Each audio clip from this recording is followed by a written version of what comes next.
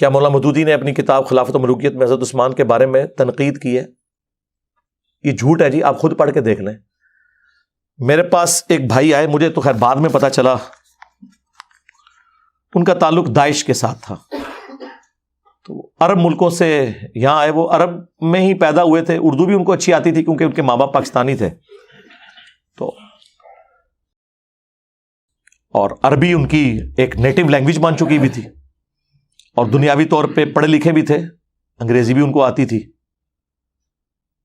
تو میرے ایک دوست کے ریفرنس سے مجھے ملنے آئے کسی کام کے سلسلے میں. تو آتے ہی انہوں نے یہ بات کی. یہ بات آپ نے غور سے سننی ہے، بڑی حیران کن بات میں آپ کو بتانے لگا، اور یہ میرے خیال ہے میں پہلی دفعہ آن ایئر کرنے لگا ہوں. آپ کی اس بات سے مجھے یاد آ گیا. تو مجھے کہنے لگے کہ خلافت و ملوکیت میں مولانا مودودی رحمہ اللہ نے سیدنا عثمان غنی رضی اللہ تعالیٰ عنہ کی توہین کی ہے. میں نے کہا نہیں، میرے پاس یہ خلافت و ملوکیت پڑھی ہوئی ہے، تو تم اسے پڑھو. میں صبح آفس چلا گیا، تو شام کو بلکہ رات کو کافی لیٹ واپس آیا. انہوں نے ایک دن میں اس کا میجورٹی پورشن پڑھ لیا تھا. وہ اصل میں جو اس کا چیپٹر ہے جو چبھتا ہے سب کو، خلافت راشدہ سے ملوکیت کا سفر جو ہے. تو جب میں واپس آیا نا، تو وہ صبح جو میرے ساتھ بحث کر رہے تھے نا، مجھے کہنے لگے یار مودودی صاحب نے تو جس طریقے سے یہ مقدمہ پیش کیا ہے، اس سے تو سافٹ انداز حق بات کا ہو ہی نہیں سکتا. ایون حضرت معاویہ ابن ابی سفیان رضی اللہ تعالیٰ عنہما کے بارے میں بھی انہوں نے اتنی سافٹ لینگویج یوز کی ہے، اگرچہ انہوں نے غلطیاں ہائی لائٹ کی ہیں، کہ اس سے سافٹ لینگویج ہو ہی نہیں سکتی. یہ جتنے لوگ ہیں نا، بس وہ جس نے میرے بارے میں کہہ دیا قادیانی ہے، حالانکہ جو قادیانیوں کے خلاف مہم چلا رہے ہیں ہم نے تو ان کی منجی ٹھوک دی ہے کہ تمہارے ابے بھی چشتی رسول اللہ اشرفی رسول اللہ پڑھا کے گئے ہیں، تو غلام احمد قادیانی دجال تو شاہی کوئی نہیں ہے. ہم تو ختم نبوت کے اوپر کام کر رہے ہیں. اچھا، وہ تو جب کوئی سنتا ہے تو پتہ چلتا ہے. تو مجھے کہنے لگا یار یہ تو مودودی صاحب نے تو بہت زبردست لکھا ہے. میں نے کہا سیدنا عثمان کے حوالے سے کہتے ہیں وہ جو کچھ انہوں نے لکھا ہے، اب تو خیر پوری تحقیق کے ساتھ خلافت و ملوکیت جو نئی چھپی ہے نا، اس میں پورے حوالے بھی نیچے لکھے ہوئے ہیں، اس میں بھی تھے، اب تو بہت تفصیل سے. باقی میرا کربلا والا ریسرچ پیپر میں تو 200 حدیث ہیں. تو مجھے کہنے لگا یار ایک مسئلہ مجھے آج سمجھ آیا ہے، جو میں بڑا حیران ہوا تھا. میں نے کہا کیا؟ وہ کہنے لگا کہ جب داعش کی فوجیں داخل ہوئیں عراق کے اندر، شام کے اندر نا، تو کئی لوگ جو ہے نا وہ حضرت علی ابن ابی طالب کے اوپر لعنت کرتے تھے انہیں خوش کرنے کے لیے. تو وہ کہتا ہے کہ ایک آدھ سفر میں بھی ساتھ تھا، تو جب انہوں نے حضرت علی پہ لعنت کی تو ہم سب لوگوں نے تو اپنے کانوں کو ہاتھ لگایا، کیونکہ سنی تو حضرت علی کی رسپیکٹ کرتے ہیں. یعنی یہ آج کے جو سنی ان کو آپ بنو امیہ تو نہ سمجھیں. بنو امیہ کی نہیں دال گلی، تو اگر ان کی دال گلی ہوتی تو بخاری مسلم میں سب و شتم کی روایتیں تو نہ لکھتے، اور بنو امیہ کا رد تو نہ کرتے امام بخاری امام مسلم حضرت علی کی شان میں حدیثیں لے کے. وہ کہنے لگا کہ ہم گاؤں میں داخل ہوتے تو وہ حضرت علی پہ لعنت کرتے، اور وہ لعنت کرنے والے کون؟ شیعہ. اور وہ کیوں کر رہے ہوتے تھے؟ تقیۃً. وہ یہ سمجھتے تھے کہ یہ بنو امیہ کے پیروکار ہیں. جس طرح بنو امیہ اپنے دور میں حضرت علی پہ لعنت کرواتی تھی تو لوگوں کو چھوڑا جاتا تھا، اور تقیۃً شیعان علی لعنت کر لیتے تھے. ظاہر سارے تو حجر ابن عدی تو نہیں ہوتے نا کلمہ حق بلند کرنے والے،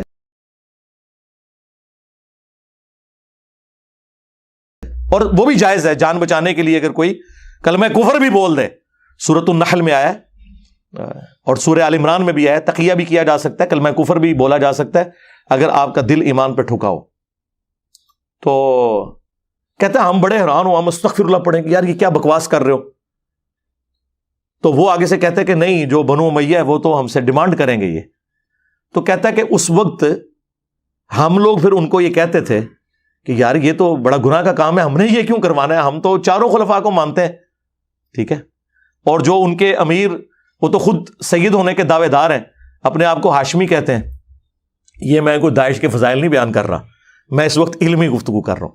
مجھے تو جتنی بھی جہادی تنظیمیں ہیں، داعش ہو، القاعدہ ہو، ٹی ٹی پی ہو، باقی ان کے ساتھ سنگین نوعیت کے اختلافات ہیں، وہ ایک معاملہ الگ سے. لیکن میں آپ کو ان پرنسپل یہ بات بتا رہا ہوں کہ وہ نوجوان پھر کہنے لگا مجھے آج یہ بات سمجھ آئی ہے، اس وقت تو ہمیں بڑی حیرانگی ہوئی تھی، لیکن جب میں نے خلافت و ملوکیت پڑھی پھر خیر میں نے اسے جب بخاری مسلم سے احادیث بتائیں، ابو داؤد سے، سنن نسائی سے، المستدرک للحاکم سے، تو کہتا مجھے اب پتہ چلا کہ اچھا یار یہ بات واقعی تھی کہ بنو امیہ کے دور میں یہ کام کروایا جاتا تھا، اور یہ ہم نے پریکٹیکلی چیک کیا ہے کہ شیعان علی نے ہمارے شر سے بچنے کے لیے حضرت علی پہ ہمارے سامنے لعنت کی، تو ہم کہتے تھے یار ان کو کیا ہو گیا، ہم نے تو انہیں کچھ بھی نہیں کہا، اور حضرت علی تو ہمارے لیے بھی رسپیکٹیبل پرسنالٹی ہیں، جو میں اکثر جو ہے وہ اہل تشیع حضرات سے بھی کہتا ہوں کہ اہل سنت کے تو ہاتھ پاؤں بندھے ہوئے ہیں، جس طرح مسلمانوں کے ہاتھ پاؤں بندھے ہوئے ہیں کہ ہم کرسچنز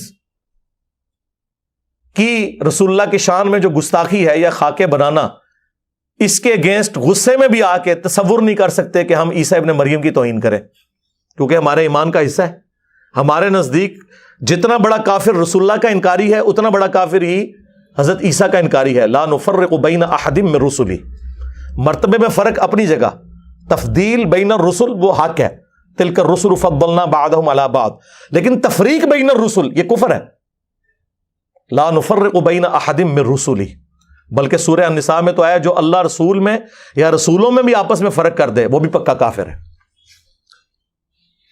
ہمارے ہاتھ پاؤں بندھے میں، ہم عیسیٰ ابن مریم کی توہین کا سوچ بھی نہیں سکتے۔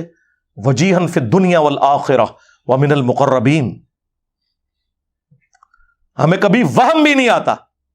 بالکل اس طریقے سے اگر اہل تشیع کی جانب سے خلفائے ثلاثہ کے اوپر کوئی لان تان کی جاتی ہے تو ہم تو تصور بھی نہیں کر سکتے کہ ان کو غصہ دلانے کے لیے مولا علی علیہ السلام کے بارے میں کوئی ایسی بات کرتے ہیں، نعوذ باللہ من ذالک، وہ تو ہم اپنے ایمان کا حصہ سمجھتے ہیں۔ خلفائے ثلاثہ کے بارے میں کوئی حدیث نہیں ہے یہ والی جو مولا علی کے بارے میں صحیح مسلم میں علی سے محبت نہیں رکھے گا مگر مؤمن، علی سے بغض نہیں رکھے گا مگر منافق۔ یہ تو اسپیسیفکلی امام علی علیہ السلام کے بارے میں، اور مسند احمد میں حدیث، مشکات کے اندر حدیث موجود، اور فضائل صحابہ احمد بن حنبل کی کتاب میں کہ اے علی تیری مثال میری امت میں عیسیٰ ابن مریم جیسی ہے۔ نصارہ ان کے بارے میں غلو کر کے برباد ہوئے، اور یہودی ان کی توہین کر کے، اور پھر مولا علی نے خود فرمایا کہ میری وجہ سے دو فرقے جہنم میں جائیں گے اور دو گمراہ ہوں گے، ایک میری محبت میں غلو کر کے، ایک میری دشمنی میں۔ اور یہ سیم روایت اصول الکافی کے اندر بھی اہل تشیع کے ہاں پائی جاتی ہے، جو مشکات میں مسند احمد کے حوالے سے ہے اور فضائل صحابہ احمد بن حنبل کی کتاب میں موجود ہے۔ اب یہ الگ بات ہے کہ سنیوں سے جب پوچھیں کہ یہ جو محبت میں غلو کرنے والے ہیں کون ہیں، وہ کہتے ہیں شیعہ، اور شیعہ سے پوچھیں کہ محبت میں تو غلو کرنے والے ان کو تو نہیں، ظاہر ہے آپ ڈائریکٹ کہیں گے تو وہ غصہ کھائیں گے، انہیں کہیں کہ آپ بتائیں دشمنی میں غلو کرنے والے کون سے ہیں، تو وہ کہیں گے سنی، یعنی سنی شیعہ کو رافضی اور شیعہ سنیوں کو ناسبی مانتے ہیں، اور کل حزب بما لدیہم فرحون۔ لیکن حقیقت یہ ہے کہ دونوں جگہ غلو موجود ہے۔ کیٹاگوریکلی نہ تو سنی ناسبی ہیں اور نہ کیٹاگوریکلی شیعہ رافضی ہیں، تو لیکن جب وہ اپلائی کرنے کی باری آتی ہے نا، پھر وہ لوگ اپلائی کرنا شروع کر دیتے ہیں۔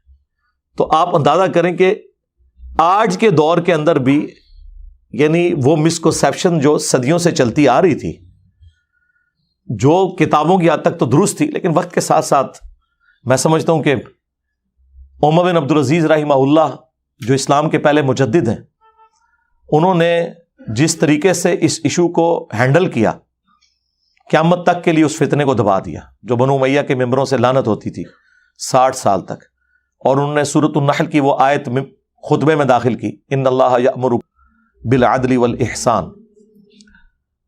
تو یہ بہت بڑا امت کے اوپر ان کا احسان ہے، حقیقت بات ہے۔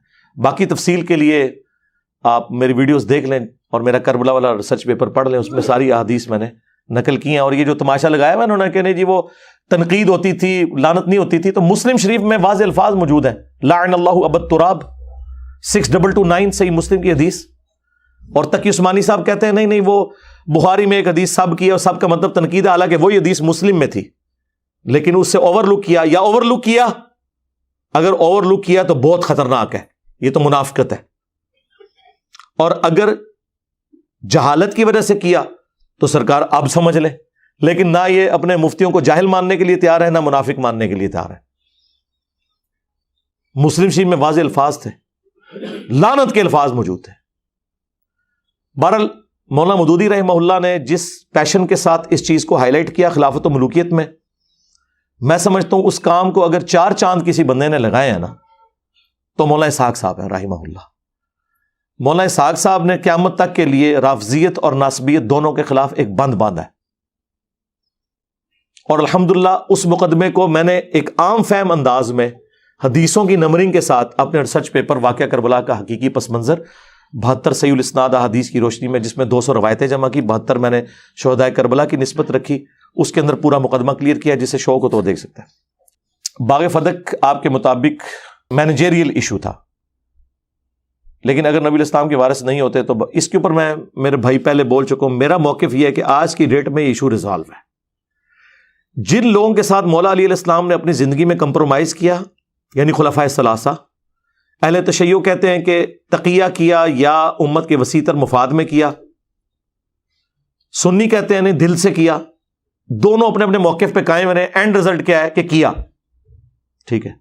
جن سے مولا علی کی دوستی ہے چاہے وہ کسی بھی وجہ سے، ہماری ان سے قیامت تک دوستی، اور جن سے آپ کی دشمنی ہے اور ان پہ قنوت نازلہ پڑی ہے، المصنف ابن ابی شیبہ میں اللہم علیک بمعاویہ و اشیائہ و عمر بن عاص و اشیائہ و ابا سلمی و اشیائہ، اور مصنف ابن ابی شیبہ کے اندر موجود ہے کہ میں اللہ سے امید کرتا ہوں کہ مقتولین صفین جو میرے مخالفین ہیں ان کو بھی اللہ معاف کر دے گا، اور پھر مقدمہ میرے اور معاویہ کے درمیان اللہ کی عدالت میں طے پائے گا۔